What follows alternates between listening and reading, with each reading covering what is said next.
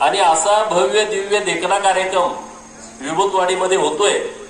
या कार्यक्रमासाठी आवर्जून उपस्थित राहिलेले माननीय ग्रामविकास मंत्री जयाभाऊ, माननीय ब्रह्मासेठ, समाज कल्याणच्या माजी सभापती आमच्या वहिनी कुसुम वहिनी, माननीय जे साहेब, माननीय अक्षयराज माने, युवा मोर्चाचे जिल्ह्याचे अध्यक्ष, ओबीसी मोर्चाचे जिल्ह्याचे अध्यक्ष माननीय संग्राम भाऊ, माननीय उमाजी चव्हाण, माननीय करगणीचे सरपंच वनमाने साहेब, व्यासपीठावरती बरेच मान्यवर आहेत। युटी जाधव सर आहेत, फडतरे साहेब आहेत, मार्केट कमिटीचे उपसभापती माजी माननीय दिलीप बुवा आहेत, मार्केट कमिटीचे सदस्य माननीय विष्णुपंत आहेत, माननीय विकास गडदे माजी त्यांचं स्वागत करावं।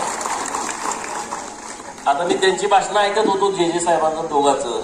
आता दोघं काय गेलते मला माहित नाही, कशासाठी गेलते मला माहित नाही।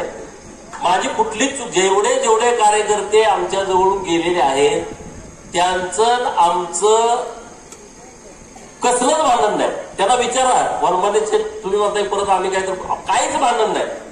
ते जर एका वाक्यात म्हणले गोपीचंद पडळकरनं आमच्याबद्दल असं चुकीचं केलंय, मग मी चूक मान्य करतो, सगळ्याच्या पुढं माफी मागतो। सांगू शकत नाहीत का काय होतं, कधीच काय नाही। एका ताटात जेवणारी सगळी मुलं, पण ठीक आहे चला, कुणाला काय वाटलं, कुणाला काय केले, संघर्ष करणं माझ्यासाठी नवीन नाही आणि मी संघर्षाला घाबरणारा कार्यकर्ता नाही, कधीच नाही। मी कधी टेन्शन घेत नाही असल्या विषयाचं। कोणी काय जर आलं, जेवढा फोर्सनं माणूस येईल तसं मला इंटरेस्ट येतो काम करायला। जेवढं कुठलं चॅलेंजिंग गोष्ट मला आवडते आणि तुम्हाला माहिती आहे आपल्या सगळ्या कार्यकर्त्यांना पण चॅलेंजिंग गोष्ट आवडते। जेवढा चेंडू आपण जोरात खाली आपटतो तेवढा तो उंच जातो, त्यामुळे जेवढा कोणी मला येऊन धडकेल तेवढा तो जास्त मागत आहे, त्याचं मला टेन्शन येत नाही। मग कोणी सत्ताधारी आहे, मग कोणी पैसेवाला आहे, अनेक मागतभर पैसेवाले मी राज्यातले बघितलेत, माजलेले पैसेवाले मी बघितलेत आणि त्यांचा माज मी जिरवलेला कार्यकर्ता आहे। वस्तुस्थिती आता हे सगळे कारखानदार वगैरे किती माजलेले असतील बघा। हे कुठंतरी चिल्लर गँगवाले हे पैसे पैसे पैसे हा विषय माझ्यासाठी महत्वाचा नाही। गोपीचंद पडळकर तुमच्या समोर उभा आहे, तो तुमच्या पैशात नाही। माझ्या पाटील बरोबर, माझ्याकडे काही नव्हतं, माझ्याकडे 1 रुपया नव्हता, गाडीला तेल घालायला पैसे नव्हते, 8 दिवस गाडीला तेल घालायला नाही म्हणून मी घरी बसलेला कार्यकर्ता, हे सगळे साक्षीदार आहेत।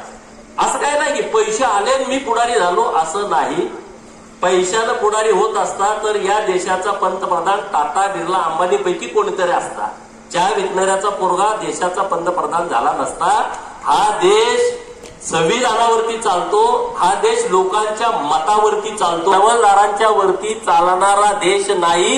ही सगळी गोष्ट लक्षामध्ये ठेवा, असं होत नसतं। आता काय काय लोकांना वाटतं यांची गंमत बघावी, काय काय लोकांची स्टेटमेंट पण माझ्याकडे आली की आता गंमत होते, बरोबर काय गंमत नसते, गंमत तुमची होईल, गंमत आमची होत नसते। कारण आम्ही नीतिमत्तेला धरून चालतो, तशा पद्धतीनं काम करतो। अन्याय करणं आमचा स्वभाव नाही आणि अन्याय सहन करणं हाही आमचा स्वभाव नाही। त्यामुळं जसं येईल तशा पद्धतीनं बॅटिंग करायची हा आमचा स्वभाव आहे। आणि त्यामुळं आटपाडी तालुक्यातल्या तमाम लोकांना मला सांगायचं आहे की ही निवडणूक अत्यंत महत्वाची निवडणूक आहे तालुक्याची। चक्रव्यूहामध्ये अडकवण्याचा प्रयत्न केला जातोय, परंतु त्या चक्रव्यूहातून बाहेर काढणारी सगळी मंडळी तुम्ही समोर बसलेली आहात, तुमच्या हातामध्ये ते आहे आणि तुम्ही ते करू शकता। गोपीचंदची जिरवा, बरं ठीक आहे आमची जिरली, आता काय फायदा होणार आहे तुम्हाला? जेव्हा आमची जिरल तेव्हा तुमची पण जिरल ना। इतिहास क्रांती करणाऱ्याचा लिहिला जातो, बुटं उचलणाऱ्याचा इतिहास लिहिला जात नाही। इतिहास आहे, इतिहास कुणाचा लिहिला जातो? जो कुणी लढतो, जो कुणी क्रांती करतो। कुणाकडे चपल्या उचलल्या म्हणून ते इतिहासात येत नाही, कुणाकडे मागे जेवणासाठी फिरलं म्हणून ते इतिहासात नोंद होत नाही। ती नोंद वेगळ्या पद्धतीनं होते। जेव्हा कधी इथल्या राजकारणाचा इतिहास लिहिला जाईल तेव्हा आमचं नाव चांगल्या अक्षरातून लिहिलं जाईल, आमचं चुकीच्या अक्षरात लिखाण केलं जाणार नाही। आम्ही कोणासाठी तर आडवाडवी कोणासाठी बरं समोरच्या लोकांना लढण्यात, शत्रूला लढण्यात काय आपल्याला कमीपणा वाटत नाही, पण जेव्हा आपलीच माणसं कारण नसताना द्वेष मनात ठेवून आमची आडवी येतात तेव्हा वाईट वाटतं, दुसरं काय नाही। लढायला काही हरकत नाही, पण जेव्हा आपल्याच लोकांच्या विरोधात कारण नसताना लढायची वेळ येते तेव्हा वाईट वाटतं. परंतु राजकारण आहे. जेव्हा जाणून बुजून द्वेषानं निंदा नालस्ती करून एखादा माणूस कुणाच्या तरी सांगण्यावरनं आडवा येत असेल तर राजकारणामध्ये तुडवायलाच लागतो. त्याला काय नाही इलाज असतो. आणि त्यामुळं मी राज्यभर काम करतो. लय जण आडवे येऊन गेलेत. लय जण. बिरोबाचा आशीर्वाद आहे. मायाका देवीचा आशीर्वाद आहे. तुमचा सगळ्यांचा आशीर्वाद आहे. जेव्हा जेव्हा अशी काही संकट आली तेव्हा तेव्हा त्यांच्या आशीर्वादानं आम्ही बाहेर पडलो. जिल्ह्यात सगळी लोक घेरायला लागले. सगळी लोक घेरा, बिंदास घेरा, काय फरक पडत नाही. जत विधानसभा मतदारसंघामध्ये 9 जिल्हा परिषदच्या तयारी करावी लागणार आहे. जिल्हा परिषदवरती भारतीय जनता पार्टीचा झेंडा फडकवण्यासाठी जे जे काही करावं लागेल ते ते आपल्याला करायचं आहे. तुमची आहे ना तयारी? जे जे आपल्याला करायचं आहे. त्यामुळे बिनवाद आपल्या पाठीशी आहे आणि जयाभाऊंची आपल्याला साथ आहे. जयाभाऊ आपला सगळा जवळचा भाऊ असल्यासारखे आहेत. आपल्यावरती लक्ष ठेवणारे आहेत आणि ग्रामविकास खातं त्यांच्याकडे आहे. आता ही ग्रामपंचायतची फीस कापली, आम्हीच बांधल्या ना, आम्हीच कापणार ना. पद म्हणून 2.5 वर्ष संधी मिळाली. ती काय फार मोठी संधी नव्हती. 2.5 वर्षाची संधी होती. एक गाव असं लोकांच्या हितासाठी वापरलं गेलं नाही. एक गाव आम्हाला दाखवा. युवतवाडी तर 20 कोटीच्या वर कामं दिली. आणि आमचं बिरोबाचं मंदिर पुरंदवाडीचं 5 कोटी रुपयाचा निधी आम्ही एका वेळेस दिला. 5 कोटी रुपयाचा निधी. खरसुंडी एवढं मोठं मंदिर आहे. लाखो लोक येतात. का नाही कुठल्या पुढाऱ्याला वाटलं खरसुंडीच्या मंदिराला 5 कोटी रुपयाचा निधी द्यावा? आम्हाला वाटलं. आमच्या तिथल्या सहकार्यांना वाटलं. आम्ही तीर्थक्षेत्र ब मध्ये समावेश केला. 5 कोटी रुपयाचा निधी दिला. कुरुंदवाडीचा प्रस्ताव अण्णाला विनंती केली, तुम्ही तयार करा. आणि नारायण अण्णांच्या नेतृत्वात तो प्रस्ताव तयार केला. 5 कोटी रुपये आम्ही मंजूर करून आणून दिले. एक ना अनेक विषय आहेत. प्रत्येक गावामध्ये आम्ही कामं केले. करगणीमध्ये सगळ्यात हायेस्ट निधी दिला. बरोबर राहते. मी काय तुम्हाला खोटं सांगत नाही. अरे आम्हाला संधी मिळाली किती? मी तर 4 वर्षाचा विधान परिषदेचा आमदार होतो. 4 वर्ष. आणि मी कामं राज्यभर दिलेत. नुसतं काय मी इथंच केलेत अशातला भाग नाही. बालुरगड सारखं बर्जे नायकांचं स्मारक व्हावं असं कधी कोणाला वाटलं नाही. परंतु आता तिथं 1.5-2 कोटी रुपयाचं टेंडर झालंय. म्हणजे काम करायची आमची भावना आहे. आरेवाडीच्या बिरोबाला पहिलं सरकार असताना 5 कोटी रुपये दिले. आता 3 कोटी रुपये दिले. 8 कोटी रुपये दिले. आता 160 कोटी रुपयाचा आराखडा आम्ही तिथं तयार केलाय. आणि मी 100% सांगतो देवाभाऊंच्या नेतृत्वामध्ये तो मान्य करून घेतोय. मी देवाभाऊंच्या नेतृत्वामध्ये मायाका देवीच्या मंदिराचं तिथं काम सुरू आहे. चिंचणीला सगळं उलगडलंय आणि आता तिथं कामच होत नाही. मी मागं लावलोय जयाभाऊंच्या आणि देवाभाऊंच्या की कर्नाटक सरकारला पैसे देऊन मायाका देवीचं मंदिर आपल्या महाराष्ट्र सरकारला बांधलं पाहिजे. कारण लाखो लोक आमची मायाका देवीला जातात. ठीक आहे. मराठा समाजापासून बहुजन समाजापर्यंत सगळी लोक मायाका देवीच्या मंदिरात जातात. आणि पुढच्या 8-10 दिवसामध्ये मी आणि जयाभाऊ दोघं मायाका देवीच्या दर्शनाला चाललोय. आणि त्याचा कसा आराखडा तयार करायचा आणि ते पैसे कसे द्यायचे ते आम्ही बघतोय. म्हणजे आम्ही इथं तर काम करतोय, कर्नाटकात पण काम करायची आमची भावना आहे. आणि त्यामुळं चिंता करण्याचं कारण नाही. निवडणुका येतात, निवडणुका जातात. आपलं कुणी शत्रुत्व नाही. आपला कुणी शत्रू पण नाही. आणि या तालुक्यामध्ये विकास व्हावा, कार्यकर्त्यांचं संरक्षण व्हावं, महत्वाचा विषय. कुणी येतं केस घालायचं, कुणी येतं मारायचं, अशी परिस्थिती आता नाही. काय कुणी तुम्हाला कुणी मारू शकता का? माझ्या विरोधात काम करणारे कट्टर ते सुद्धा माझं नाव सांगून काय काय ऑफिसला काम करून घेतात. वस्तुस्थिती सांगतोय. ट्रॅफिक वाल्यांना अडवलं तरी माझं नाव सांगते. मंत्रालयात माझं नाव सांगून बिलं घेऊन येतात. अरे बाबा तिथं माझं नाव सांगताय, हिथं आल्यावर मला शिव्या देताय. ठीक आहे, पण माझं नाव सांगून काम तर होतंय ना. माझं नाव सांगून म्हणजे देवाभाऊचा कार्यकर्ता म्हणून मंत्रालयातल्या सगळ्या लोकांना माहित आहे. त्यामुळं आपलं काम कुठे डावलत नाही. चंदू काळेला विचारा. चंदू काळे तर तिथं सगळे दोस्तच करून टाकलेत. माझं महादेव पाटलांना माहित आहे. हा अरे काय माहित होतं आम्हाला? आटपाडीच्या पंचायत समिती गेलं तर आमचा क्लार्क ऐकत नव्हता. तहसील कार्यालयात जायला आम्हाला शिपाई सोडत नव्हता. जेव्हा आम्ही बोलायचो की आम्हाला राजकारण करायचं आहे, आम्हाला आमदार व्हायचं आहे, लोक तेव्हा चेष्टा करायची, कार्यकर्त्यांची निंदा करायची.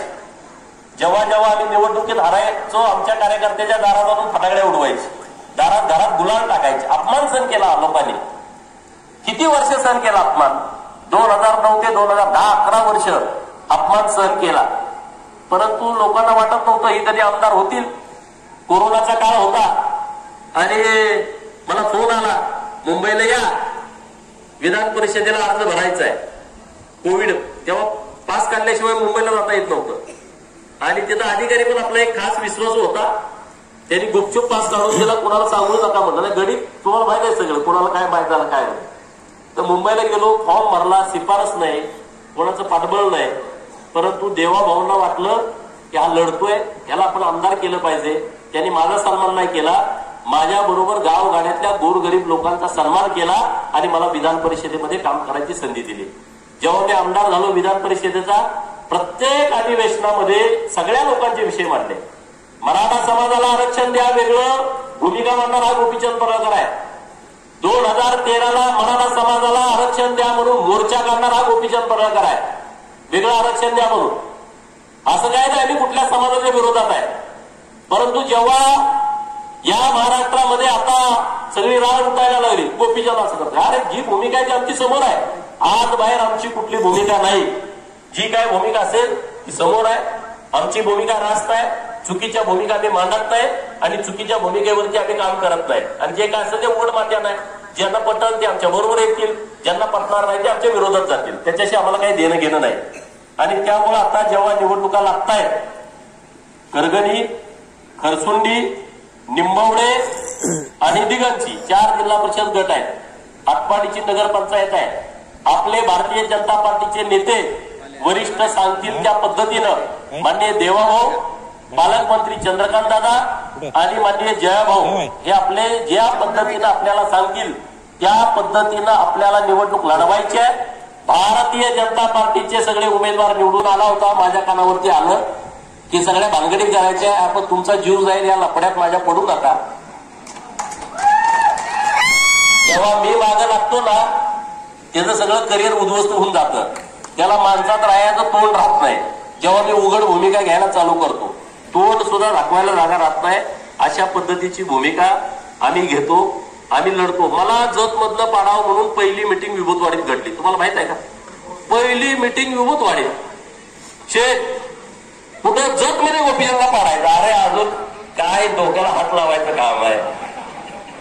अरे बाबा तो एखादा बालिशपणा राजकारणात किती करावा याला पण मर्यादा असते ना. गोपीचंद कुठं काय उकरड्यात उगवला आहे, कुठं तिथं गेला पाडा. अरे असं नाही पडत. लय जण झटले तिकडं. नाव आता घ्यायला नको, वरचे सगळे दमलेत गोपीचंदला पाडा म्हणणारे. तुम्ही पाडायचा लांबचा विषय आहे आणि माझं काही कुणाशी शत्रुत्व नाही. परंतु जर तुम्ही त्या पद्धतीनं पुनसी भावनेनं आमच्या विरोधात जाणार असाल, ज्या दिवशी रणांगण लागेल ना त्या दिवशी फक्त पळावंच लागेल, दुसरं काय करावं लागणार, पळावं लागेल. एकदा रणांगण लागू द्या मग कळतं काय होतं ते. राजकारण लांबणं लय गमतीचं वाटतं. आणि फुलवणारे लोक, माझी सगळ्यात बदनामी करणारी लोक पण ही 2-4 इथलीच आहेत. माझी सगळ्यात जास्त निंदा नाराजगी करणारी लोक हीच आहेत. म्हणजे गोपीचंद पडळकरने एक पिढी बात केली, सांगते ती लोकांना. आम्ही कुठं दारू पितो, आम्ही तंबाखू खातो, आम्ही मावा खातो, बघितलं का तुम्ही कधी? आम्ही काय कुणाला म्हणजे आम्ही वाईट वळण लावतो? आम्ही नाही वाईट वळण लावत, आम्ही चांगली वळण लावतो. आमच्याकडे कार्यकर्ते आले तर त्यांना इंजेक्शन मारतोय, दारू पिऊ नको, दारू सोडायची, नेऊन मारतोय किती जणांना बघा. पण निंदा सगळी राज्यभर करते जाऊन. आणि माझ्या विरोधात बोलणाऱ्याला तिकडं बिर्याणी लगेच खायला मिळते, एंट्री लगेच, एंट्री पास. गोपीचंदचा विरोधक आहे, चला लगेच एंट्री आहे, लगेच एंट्री. ती एंट्री माझ्यामुळेच आहे. उद्या एखादा आमच्या साहेबांच्या विरोधात एखादा पत्र लिहून द्यायचा, माझं घर उठवणार कारण नसतं. मी काय म्हणतोय, तुमची गैरसोय होईल नाही म्हणून मी तुम्हाला सही करून देतोय. तुम्हाला कुठला आमदार आहे का अशी कोणी सही करून देणारा? अरे दारात जाऊन बसताय, तुम्हाला माझ्या घरात जागा आहे, बेडमध्ये जागा आहे, तुम्ही मला कधी येऊन उठवू शकता. तुम्ही जाऊन उठवू शकता, विचारा ना, उठवू शकता का? 2-2 वाजता येऊन सुद्धा तुम्ही माझी दारं वाजवले. मी कधी तुम्हाला बोललो आहे? कधी पण या ना. आहो जाओ घर तुम्हाला आहे. दुसऱ्या ठिकाणी असं नाही. शिव्या देतात आई बहिणीनं कार्यकर्त्यांना, चेक लिहून घेतात सरपंच झाल्यावर, तिकीट चेक लिहून घेतात, जायचं नाही, बदलला का तुझा चेक टाक. काय प्रकार आहे राजकारणामध्ये? आम्ही कार्यकर्त्यांना पण सन्मान देतो, स्वाभिमान त्याला देतोय. आम्ही तुम्हाला अपमानित कुठं होऊ देत नाही. कुठं पण जावा, कुठल्या ऑफिसला जावा, आणि कुठल्या अधिकारी हिंमत नाही भारतीय जनता पार्टीच्या कार्यकर्त्याला अपमानित करायची, कारण आम्ही त्या पद्धतीनं काम करत राहतोय. आणि तशा पद्धतीनं तालुक्यामध्ये विकास होण्याच्या दृष्टिकोनातून आम्हाला चांगल्या पद्धतीनं काम करायचं आहे.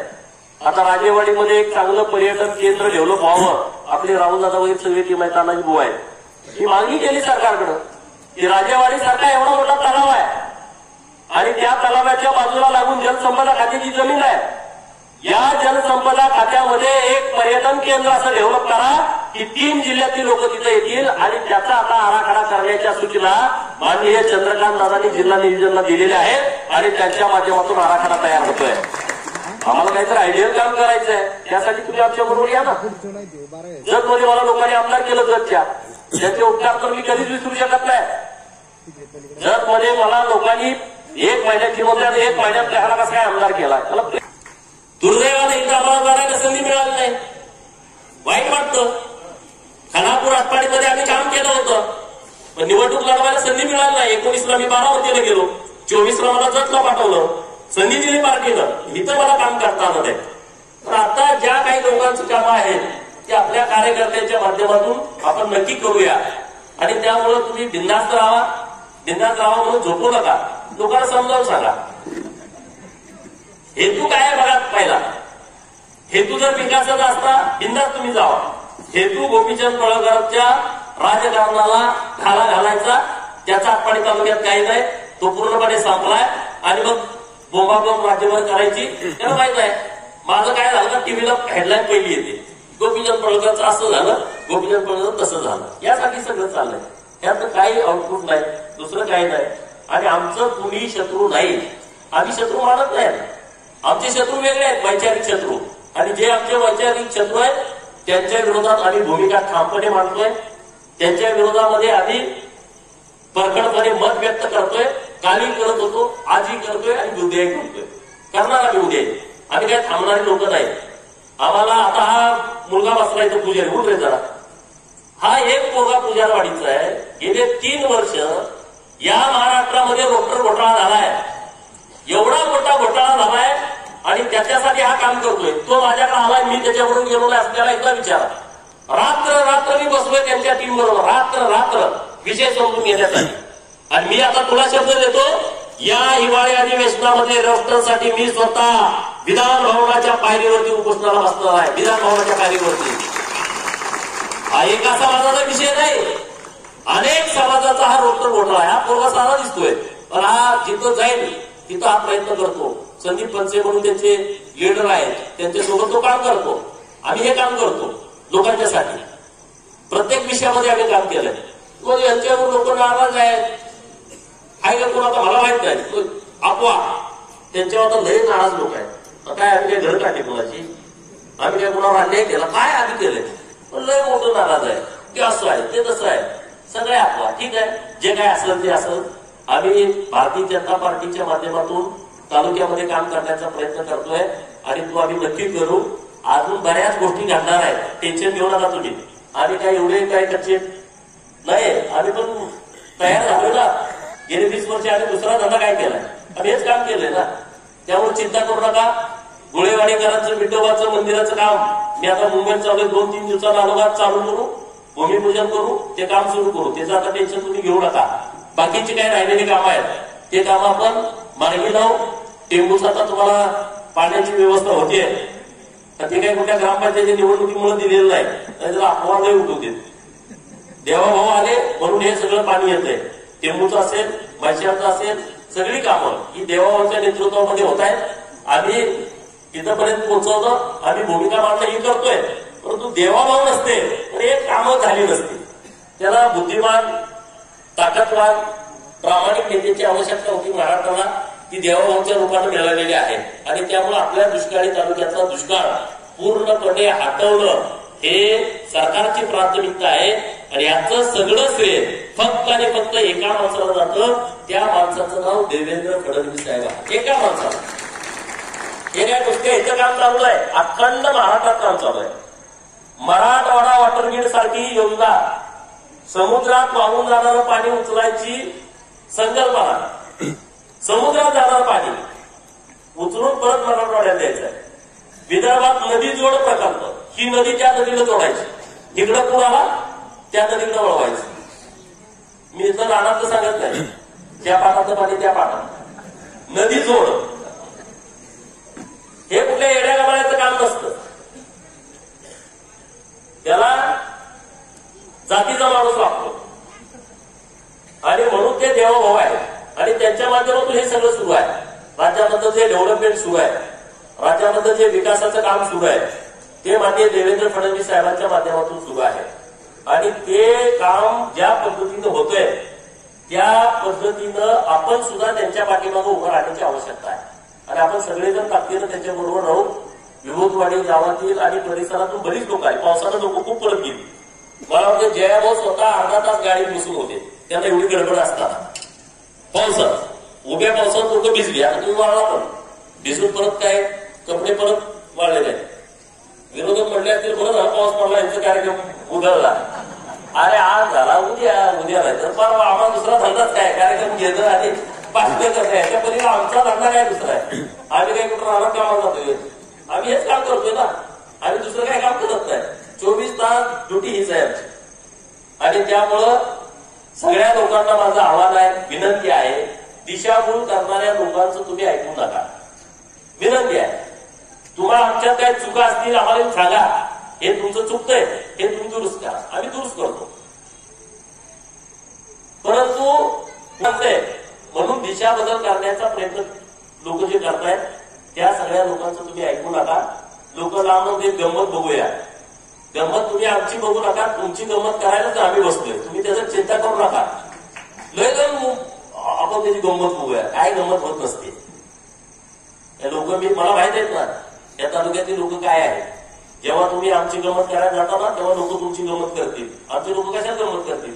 लोकांना सगळं कळते राजकारण काय चालू आहे, जिल्ह्यात काय चालू आहे, राज्यात कशा पद्धतीनं चाललंय आणि कसं चाललंय. एकमेव सगळे नेते मिळून येत आहेत आटपाडी आणि जत. दुसरीकडे कुठं जात नाही. गणपतीचं दर्शन मिळता सगळे मिळून. आणि काय दुसरीकडे गणपती आहे का नाही, एकाच ठिकाणी. खासदाराच्या मिटिंगला जत आटपाडी, दुसरीकडे कडेगावला नाही, पडुसला नाही, तासगाव. शिर एकटाच असतो. एकटाच असतो ना, तो काय कल्पात येतो का. आणि मी काय तुम्हाला लढायला एकदम खुल्लाय. राजकारणामध्ये जय पराजय होत असतात. एका विजयानं कुणी सिकंदर होत नाही आणि एखाद्या पराभवानं कुणी संपत नसतो. ही राजकारणाची आमची पद्धत आहे. मी तर किती वेळा पडलोय, लोकांना वाटतच होतं योग्य निवडून येईल का. त्यातनं मी आलो ना, लोकांनी स्वीकारलं ना. आणि जेव्हा जेव्हा आमचा पराजय झालाय तेव्हा तेव्हा आम्ही कामात आहे, लोकात आहे. आम्ही काय असंच हे नाही झालं. आणि त्यामुळं कुणी काय बोलावं आमच्याविषयी, कुणी काय भावना व्यक्त कराव्या, आज ज्याचा त्याचा प्रश्न आहे. आमची भावना तुमच्याशी प्रामाणिक आहे. तुम्ही आमच्या पाठीशी आहात याचा मला ठाम 100% विश्वास आहे. 100% विश्वास आहे. आणि त्यामुळं कुठल्याही पैशाच्या राजकारणाला कुणीही बळी पडणार नाही. कुणीही बळी पडणार नाही हे आम्हाला माहित आहे. आणि त्यामुळं इथून पुढं तुम्ही सगळेजण ताकदीनं आपल्या या 4 जिल्हा परिषद गटामध्ये भाजपचा कमळ हा आपला उमेदवार आहे असं समजून कामाला लागा.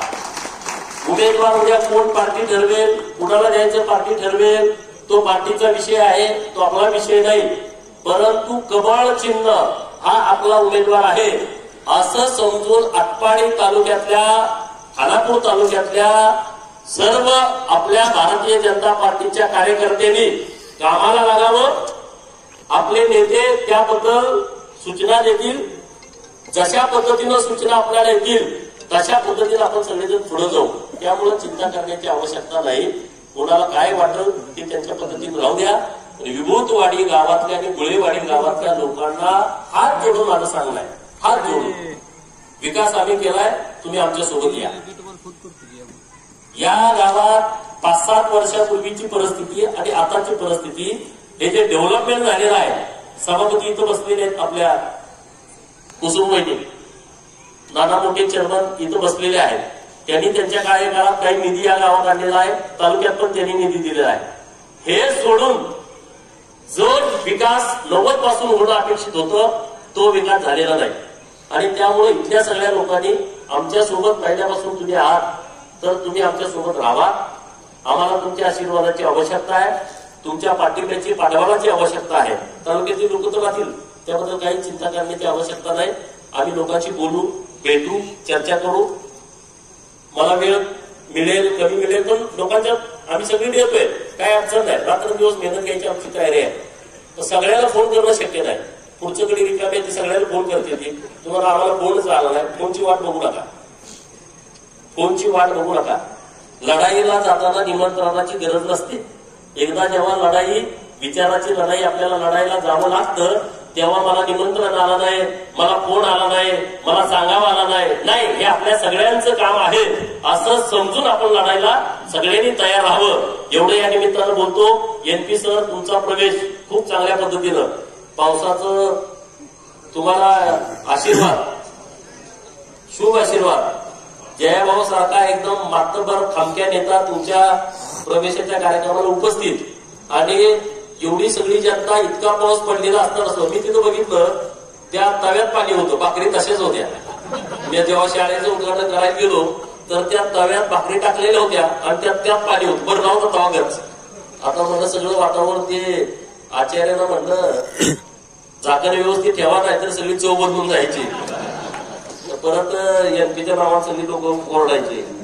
आणि गावातली सगळी टीम आमची, सुका काटाळ असेल, सुखदेव पाटील असेल, बाकी सगळी चंद्रकांत पाहुणे असतील, एम.एस. खर्गे असतील, मुळेवाडीची सगळी टीम असेल, पी.पी. जानकर साहेब आहे, बिरा मोठे साहेब आहेत, सगळे नाही. नावाचा परत मला आमचं नाव घेतलं असं म्हणू नका, पण सगळी मंडळी. नाना खर्गे आता आमचे एकदम मेन कॅप्टन आहेत, नाना मोठे साहेब चेअरमन. त्यामुळे सगळी टीम आमची एकदम जोरात काम करते. तर अशाच पद्धतीने आपण सगळेजण काम करूया. टोकाचं राजकारण करण्याची आपल्याला आवश्यकता नाही. कोणाला कोण विरोधात बोललं म्हणून आपण त्याच्या विरोधात बोलावं असं अजिबात नाही. टोकाची भूमिका आपल्याला घेण्याची गरज नाही. पण मुद्दा म्हणून जर परत परत कुणी खोड्या काढत असेल तर मग त्यांना आम्हाला विनंती करून सांगायचं आहे. मग परत आम्ही पण काही संत लोक नाही, आम्ही पण त्याच पद्धतीची लोक आहोत. तर तशा पद्धतीने आम्हाला तुम्हाला कारण नसताना आम्हाला तुम्हाला उत्तर द्यावं लागेल. तर एवढंच या निमित्तानं बोलतो. ब्रह्माशेठच्या माध्यमातून सभापती असताना जे काम झालंय तालुक्यात, ते हायवेस्ट 120 कोटी रुपयाचं निधीचं वाटप सभापती असताना झाले. 2.5 वर्षामध्ये 120 कोटी.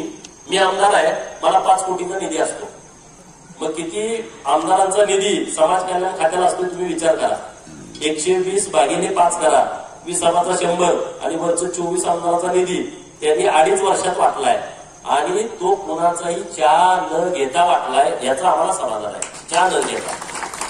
कुठल्याही गावचा सरपंच असला मध्ये आम्हाला निधी दिलाय. नाहीतर तुम्हाला माहित आहे निधी वाटप करायचं काम कसं असतं, त्यात मी बोलत नाही उघड. तर अशा पद्धतीचं काम आम्हाला करायचं आहे. तर तुम्ही आम्हाला पाठबळ द्या. आमच्या सगळ्या ठिकाणी इच्छुक उमेदवारांची संख्या पण जास्त आहे. तिकीट एकालाच मिळणार आहे, पण संख्या जास्त आहे. त्यामुळे समोरच्याला वाटतं यातले नाराज होऊन कधी आमच्याकडे कोणी येते का? आमच्या ते नाराज होऊन कोणी जाणार नाही. कारण आता जेजेंचं आणि एनपीचं मार्गदर्शन ज्या ज्या लोकांनी ऐकलंय ते लोक नाराज होणार नाहीत. आणि नाराज असलेली लोक पलीकडे असलेली परत येतील.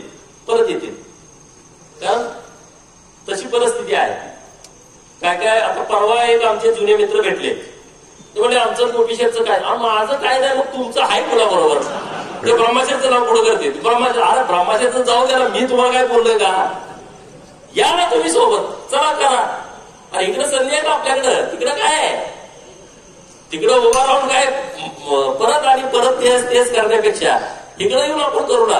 त्यामुळे ज्यांना कुणाला तिकडं आहे त्यांना इकडे यायची इच्छा आहे, त्यांना मी खुली ऑफर करतोय, तुम्ही बिनधास्त या. काही नाही, पहिल्यापेक्षा जास्तीचा सन्मान तुम्हाला मिळेल, पहिल्यापेक्षा जास्तीची संधी तुम्हाला मिळेल. आणि आम्हाला काही इंटरेस्ट नाही आम्हीच झालं पाहिजे, आम्हीच केलं पाहिजे, असं काही नाही. लोक म्हणते घराणेशाही चालवायला लागले, लोक टीका करतात. मी बघतोय, मी घराण्याचे मागतोय आणि तुम्ही बरोबर यांची लायकी बोलताय, दोन्ही बाजूला बोलताय. एका बाजूला बोलताय घरात उभा करताय, दुसरी बाजू यांची लायकी नाही निवडून येऊ शकत. मग निवडून यायला आम्हाला उभा राहावं लागतंय ना, मग पर्याय काय आहे? दोन्हीपैकी एकतर काहीतरी करावं लागेल ना. दोन्ही बाजूला कसं बोलून चालेल? एकदा मध्ये त्यांची लायकी नाही, लायकी दाखवायला निवडणूक लढावी लागेल, निवडणूक लढवून तर निवडून यावं लागेल. दोन्हीपैकी एक पर्याय आमच्याकडे आहे. मग काय करायचं तुम्ही ठरवा, तुम्ही सांगा, त्या पद्धतीने आम्ही जाऊ. एवढंच या निमित्तानं बोलतो. परत एकदा इतक्या पावसात काय काय जणांनी निरोप दिला जयाभाऊ, तिकडे जाऊ नका म्हणून. अरे काय आता अवघडच काम आहे सगळं. मला जयाभाऊ वाढी बोलले, त्या लग्नात कोणतरी येणं येऊन सांगत होतो, तिकडे जाऊ नका, युवतवाडीला निरोप आलाय. अरे ती काय नेते आहेत, भाजपचे मंत्री आहेत, येणापणा करायचं की याला पण एक मर्यादा असते. त्या सगळीच बालिश असतात का? सगळीच बावळट असते का? तुम्हाला मी सांगितलं कामात आता. अरे काय राजकारण चाललंय? असं नसतं राजकारण, असं होत नसतं. आता काही जास्त बोलत नाही मी या विषयावरती, पण तुम्हाला म्हणतं मी पण म्हणलं याला डोक्याला हात लावला. ते कामात येऊन सांगत होतो तिथं आता लागला, मी पण तिथंच आहे. आणि तिथं जयाभाऊ तिकडं जाऊ नका विभूतवाडीला, तिथं काही 5 लोक नाहीत. आणि आता काय आता आणि एनपीसीआर मध्ये पहिल्यांदा मंत्री गावात आले विभूतवाडीमध्ये. हा तरी असं होत राहतंय तर आपण सगळेजण काम करू, चांगल्या पद्धतीने काम करू. तुम्हाला माझी नम्रतेची विनंती आहे की तुम्ही सगळेजण एक दिलानं, एक जीवानं विरोधकाला आपण कमी समजायचं कारण नाही. आपण पूर्ण ताकदीनं, पूर्ण क्षमतेनं आपल्याला ह्या राजकारणामध्ये पुढे जायचं आहे. आणि त्यासाठी तुम्ही सगळ्यांनी मला साथ द्या, एवढीच कळकळीची विनंती तुम्हाला मला करायची आहे. तुम्ही माझा सन्मान वाढवला, माझा सन्मान मुंबईत वाढेल. जेव्हा मी इथून मुंबईला जाईल तेव्हा भाव करतो, तर सन्मान तुमच्या हातात आहे. डिमोशन करायचं का प्रमोशन करायचं हे तुमच्या हातामध्ये आहे. जर त्या लोकांनी मला इतका सन्मान केला, मी आता तार मानेल कुठेही फिरतोय ना. आता मागे मी बोललो की मागच्या दरवाजात आलाय असं तशी बोलायची. आता बोलतेच का आता हे आला कसा? आणि काय आला मागे म्हणायचे मागच्या दारात आलाय, ह्याला नुसता बोलायला ठेवलाय. आता लोकांनी निवडून दिलं, ह्यो आला कसा? 15 दिवसात कसं काय आमदार झाला, महिन्यात कसं काय झाला, ह्यो आलाच कसा? आणि मग आणि मग कोर्टात माझ्या विरोधात पिटिशन टाकलंय. फुलारवाडी नावाचं गाव आहे जत तालुक्यामध्ये, फक्त 11 मतं विरोधात आहेत 1100 पैकी. किती? म्हणजे माझ्या अंगाचं कातडं काढून जरी त्या गावातल्या प्रत्येक माणसाला घातलं तर उपकार भेटते का सांगा? फक्त 11 मतं विरोधात 1100 पैकी. असंच गुळेवाडी जातं एकदा 2009ला फक्त 1 मत गेलं विरोधात. ते पण आमच्या भावकीतच एक जणांचं गेलं, ते पण चुकून गेलं. शेंडगेवाडीमध्ये 0 मतं विरोधात. किती? 0 मतं. आता ती शेंडगेवाडीची ग्रामपंचायत होत्या, एका गाड्यानं आज फोन केला. राजकारण कशी गंमतशीर आहे. शेंडगेवाडीचं कधी होते? अरे होते की आता ती तुझ्या नव्हते काय? म्हणजे निवडणूक जवळ आल्यानंतर किती खाली जावं. मी 4 दिवसातून तिथे एकदा जातोय. तिथं महाबळेश्वर एक धनगरवाडी आहे. 2 प्रस्ताव मी त्याचा पाठपुरावा करतोय महाबळेश्वरला. तुम्ही महाबळेश्वरला जाता ना, तिथे एक धनगरवाडी आहे, ती आहे गावळी तालुक्यात. 40 किलोमीटर फिरून तिथं गावात यायला लागते त्याला. म्हणजे ती वर डोंगरावर आहे, गाव खाली आहे, गावावरनं दिसतंय पण जायला 40 किलोमीटर लागते. आणि तिकडे राम शिंदे साहेबांचे कोलेवाडी गाव आहे. मग त्याचे प्रस्ताव आहेत, त्याचा पाठपुरावा एक मला तुम्हाला कळकळीची विनंती करायची आहे. आणि 100% भाजपचा झेंडा आपल्या जिल्हा परिषदवरती फडकणार आहे, आपल्या पंचायत समितीवर पण फडकणार आहे. किती पण काही होऊ द्या. पैसेवाल्याला वाटतं की बाबा सगळे पैसेवाले बाबा आम्ही काहीतरी करू, आम्ही काहीतरी करू. पैशावर असं होत नसतं. पैशावर जर निवडणुका होत असत्या, मागच्या वेळेस भाजपच्या 4 सीटा आल्या नसत्या, तेव्हा काय पैसे होते काय कोणाला काय होतं? लोकमतावरती आपल्या बरोबर येत आहेत. आणि त्यामुळे आपण सगळेजण सर्व शक्तीनिशी आपल्याला बरोबर जायचं आहे. एवढंच या निमित्तानं बोलतो. पुढच्या 8 दिवसामध्ये राज्याचे मुख्यमंत्री महोदयांना घेऊन जयाभाऊ आणि मी, आता आमचं गाडी ठरलं, उद्या आता आम्ही तारीख नक्की करतोय. माननीय देवेंद्र फडणवीस साहेबांच्या सत्काराचा कार्यक्रम नवी मुंबईमध्ये आपल्याला घ्यायचा आहे. आणि तो एकदम मोठ्या प्रमाणात घ्यायचा आहे. सगळी मुंबईतली आपण लोक गोळा करू. कारण देवाभाऊ इतकं दिलंय आपल्यासाठी, दुष्काळी तालुक्यासाठी इतकं दिलंय. तर त्यांचा सन्मान आपल्याला मुंबईत करायचा आहे आणि त्याचा कार्यक्रम आपण मुंबईमध्ये उद्या मी जयाभाऊंच्या सोबत बसून साहेबांशी चर्चा करून आम्ही वेळ घेतो. मुंबईत मधल्या सगळ्या कार्यकर्त्यांना एकत्रित घेऊन एका संध्याकाळी तिथं 10,000 लोक गोळा करून आपण देवेंद्र फडणवीस साहेबांच्या सत्काराचा कार्यक्रम दुष्काळी तालुक्यातल्या लोकांच्या वतीनं आपल्याला तिथं घ्यायचा आहे आणि तो कार्यक्रम आपण मुंबईमध्ये घेऊ. त्यामुळं कुणी किती पण गोळं फिरू द्या, किती गल्लीत जाऊ द्या, आपण एकदा सभेत दिवस सांगू टाकू सगळ्या लोकांना. त्यामुळे काही चिंता करू नका. एवढंच या निमित्तानं बोलतो. भारतीय वकील साहेब तिकडे बसलेले आहेत सगळे. आता पावसानं गोंधळ झाला, नाहीतर तुम्ही नाराज होऊ नका, म्हणाला अरे कसं काय झालं काय झालं, आता सगळी दिसायला लागली. त्यामुळं सर्वांचं मनपूर्वक हार्दिक हार्दिक स्वागत करतो आणि स्नेहभोजनाचा सगळ्यांनी आनंद घेऊन जावं, हळू जावं एवढी तुम्हाला सगळ्यांकडे विनंती करतो. आपल्या आटपाडी नगरपंचायत हातीतले सगळे नेते मंडळी आपल्या इथं आलेले आहेत आणि तिथंही आपल्याला पूर्ण व्यवस्थितपणे चांगल्या पद्धतीने आपल्याला तिथंही काम करायचं आहे. आणि पार्टीचा जो उमेदवार आज या ठिकाणी आपल्या विविध विकास कामाच्या लोकार्पण सोहळ्यासाठी व MP खर्जे यांच्या पक्ष